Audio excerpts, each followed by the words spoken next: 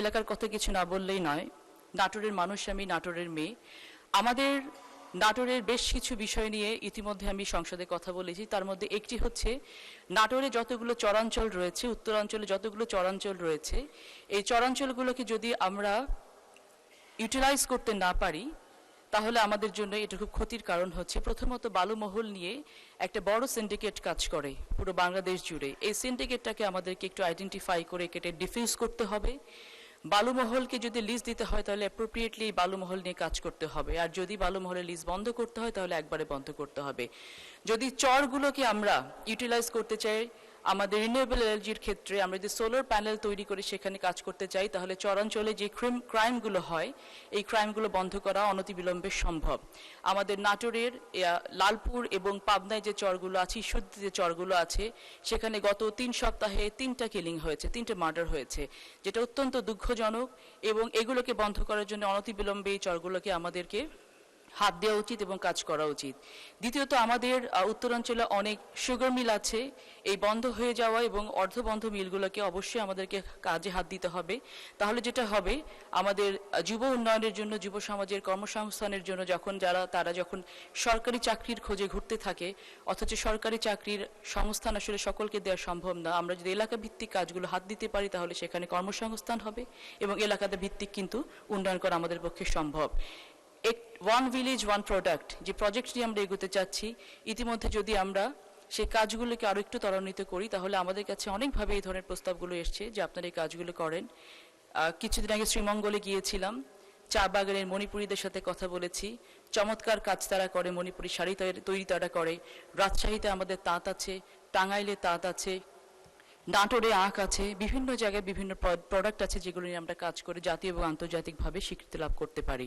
পরিশেষে বলতে চাই, বর্তমান সরকার চাইছে দেশের সকল জনগণকে নিয়ে সামনে এগিয়ে যেতে, দেশের জনগণের জীবন মানের উন্নয়ন করতে। আসুন আমরা সকলে মিলে একসাথে সম্মিলিতভাবে সেই কাজটি করি।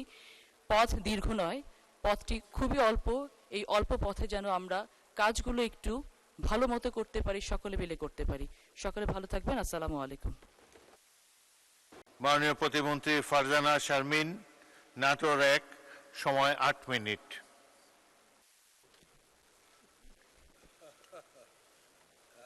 বিসমিল্লাহির রহমানির রহিম। আপনাকে অসংখ্য ধন্যবাদ মাননীয় স্পিকার।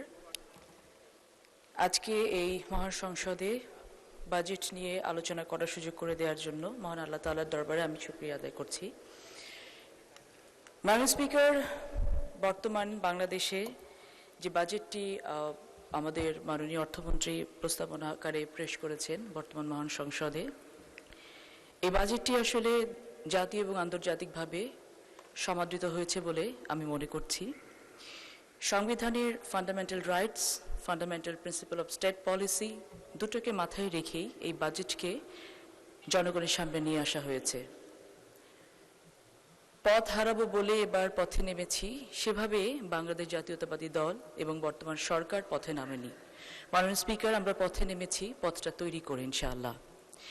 আজকে বর্তমানে যে বাজেটটা রাখা হয়েছে, টপ টু বটম দেশের সকল পর্যায়ের জনগণের ভাগ্য উন্নয়ন, তাদের জীবনের মান উন্নয়নের বিষয়টিকে মাথায় রেখেই মাননীয় স্পিকার এটিকে সামনে নিয়ে আসা হয়েছে। আমরা মনে করি এই বাজেটের যদি চ্যালেঞ্জের কোনো পার্ট থেকে থাকে সেটা হচ্ছে এটি বাস্তবায়ন করা, এবং we have already taken the challenge. Bangladesh জাতীয়তাবাদী দল, বর্তমান সরকার যে কোনো ধরনের চ্যালেঞ্জ নিতে প্রস্তুত ছিল, আছে এবং থাকবে। বর্তমানে বাংলাদেশের যে আর্থিক অবস্থা, যে ভঙ্গুর অর্থনীতি, বিগত 17-20 বছর ধরে যে সিস্টেমেটিক্যাল ডিস্ট্রাকশন সকল রাষ্ট্রীয় প্রতিষ্ঠানগুলোতে করা হয়েছে, সকল কিছুকে ওভারনাইট তুলে নিয়ে আসা সম্ভব না, এটা আমরা সবাই জানি, আমরা সবাই বুঝি। সে কারণে আমাদের এই বাজেটটাকে বাস্তবে রূপ দিতে হলে সকলের সম্মিলিত প্রচেষ্টা প্রয়োজন রয়েছে। সকলকে সাথে নিয়ে আমাদেরকে একসাথে এগোতে হবে। সমাজ কল্যাণ মন্ত্রণালয়ের প্রতিমন্ত্রী হিসেবে দায়িত্ব পাওয়ার পর থেকে এ পর্যন্ত রাত দিন কাজ করে যাচ্ছি কিভাবে সব থেকে ভাইব্রেন্ট একটি মিনিস্ট্রি এটাকে করে গড়ে তোলা যায়। আমার মাননীয় মন্ত্রী মহোদয় এখানে আছেন। আমরা সকলে মিলে চেষ্টা করেছি বাংলাদেশ জাতীয়তাবাদী দলের যে manifesto, one of the main signature project যেটা ছিল ফ্যামিলি কার্ড, সেটাকে পাইলটিংটা বাস্তবে রূপ দিতে এবং আমরা সাকসেসফুলি সেটা করতে পেরেছি ইনশাআল্লাহ। আমাদেরকে ফ্যামিলি কার্ড সহ, কৃষক কার্ড সহ, আমাদের যুব সমাজের উন্নয়নের জন্য চাকরি থেকে শুরু করে যত ধরনের সামাজিক পরিকল্পনা নেওয়া সম্ভব বর্তমান বাজেটে সবগুলো নেওয়া হয়েছে।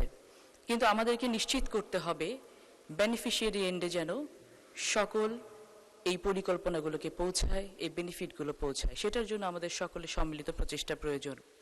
আমরা অনেক বিরোধিতার জন্য বিরোধিতা করতে পারি, কিন্তু পরিবর্তনের বাতাস যে একটি অলরেডি শুরু হয়ে গেছে এটা আমাদেরকে স্বীকার করতে হবে। সে পরিবর্তনটা যেমন সবুজ বাংলাদেশ গড়ার পরিবর্তন, গ্রিন বাংলাদেশ গড়ার পরিবর্তন, সেই পরিবর্তনটা একইভাবে পরিষ্কার বাংলাদেশ, ক্লিন বাংলাদেশ গড়ার পরিবর্তন। আসুন আমরা সকলে মিলে রাস্তাঘাট পরিষ্কার করার সাথে সাথে নিজেদের মনটাকেও একটু পরিষ্কার করি। যদি নিজেদের মনটাকে পরিষ্কার করতে পারি, একটু বড় করে আমরা দেখতে পাবো যে আমরা সকলে মিলে জুলাই অভ্যুত্থানের মধ্য দিয়ে যে একটি নতুন বাংলাদেশকে নিয়ে আসলাম, আমরা সকলে কিন্তু সে একই প্ল্যাটফর্মেই দাঁড়িয়ে আছি, সকলে কিন্তু সে একই প্ল্যাটফর্ম থেকে সামনের দিকে এগোতে চাচ্ছি এবং সকলে মিলে যদি এগোতে পারি তাহলে যে বাংলাদেশের স্বপ্ন আমরা দেখছি সেই বাংলাদেশ কিন্তু খুব বেশি দূরে নয়। এই বাজেটে যেমন জাতীয় সম্পর্ককে বিনির্মাণ করার জন্য চেষ্টা করা হয়েছে, আন্তর্জাতিক সম্পর্ককে অনেক বেশি স্ট্রেংথেন করার চেষ্টা করা হয়েছে। এই বাজেট আত্মসম্মানের কথা বলে, এই বাজেট আত্মনির্ভরশীলতার কথা বলে, এই বাজেট আত্মমর্যাদার কথা বলে। আসুন এগুলোকে আমরা অনেক বেশি সাবজেক্টিভ না করে আমরা সকলে মিলে অবজেক্টিভ হিসেবে দেখি এবং জনগণের জীবনমানের উন্নয়নের জন্য কাজ করি। আমার মন্ত্রণালয়ের যে ফ্যামিলি কার্ডের বিষয়ে পাইলটিং শেষ হয়েছে, যখনই যেখানে যাই তখনই একটি প্রশ্নের উত্তর আমাদেরকে দিতে হয় যে আমার এলাকায় কখন ফ্যামিলি কার্ড শুরু হবে।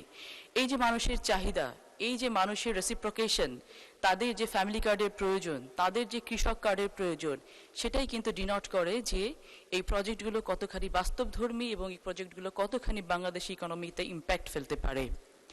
আমাদের রাষ্ট্রীয় মর্যাদা বৃদ্ধির জন্য আমাদের সকলকে মেরুদণ্ড সোজা করে দাঁড়াতে হবে।